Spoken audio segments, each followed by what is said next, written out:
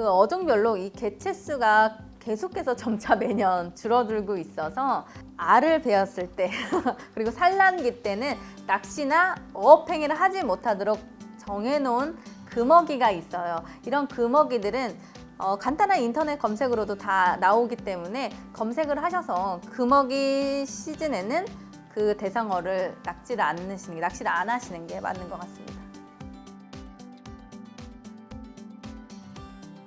서해권은 시즌이 종료된다고 생각하시면 되세요. 왜냐하면 수심도 낮고 굉장히 기온이 차지면 이 수온이 급격히 빠르게 떨어지기 때문에 모든 어종들, 생명체들이 좀 따뜻한 물을 찾아서 좀 빠집니다. 그래서 서해권은 한겨울에는 낚시를 하기 좀 어렵고요.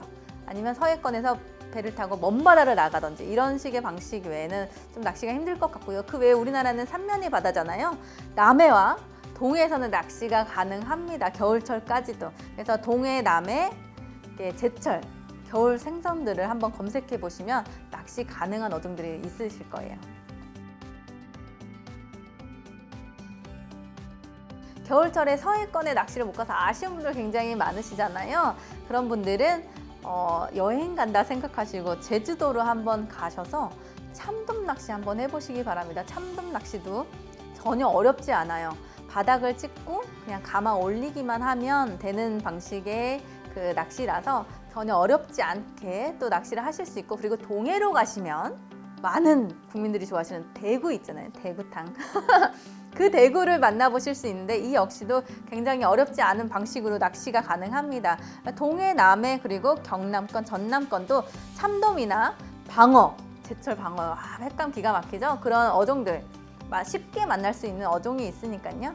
한번 확인해 보시고 출조 한번 나가보시면 좋을 것 같습니다.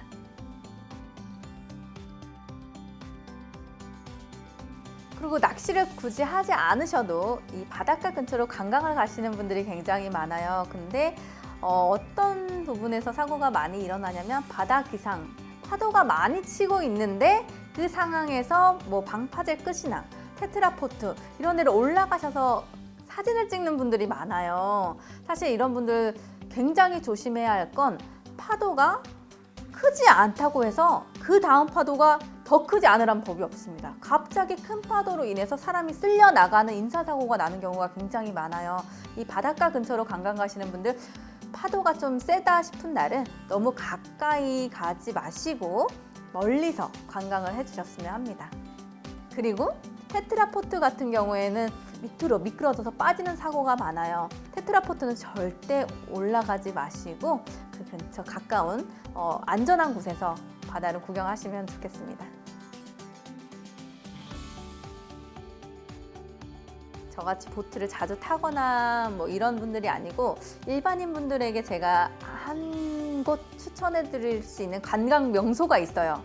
바로 거제도에 위치한 바람의 언덕이라는 곳인데 그곳 근처 마리나에서 이 요트 체험을 해볼 수 있는 코스가 있습니다. 근데 그 바람의 언덕을 많은 분들, 관광객들이 많이 찾으세요. 그 언덕 위에서 아래를 바라보시는 분들이 굉장히 많은데 그 요트나 보트를 타시면 바다로 나가서 그 언덕을 바로 보실 수 있는데 거기가 절경입니다.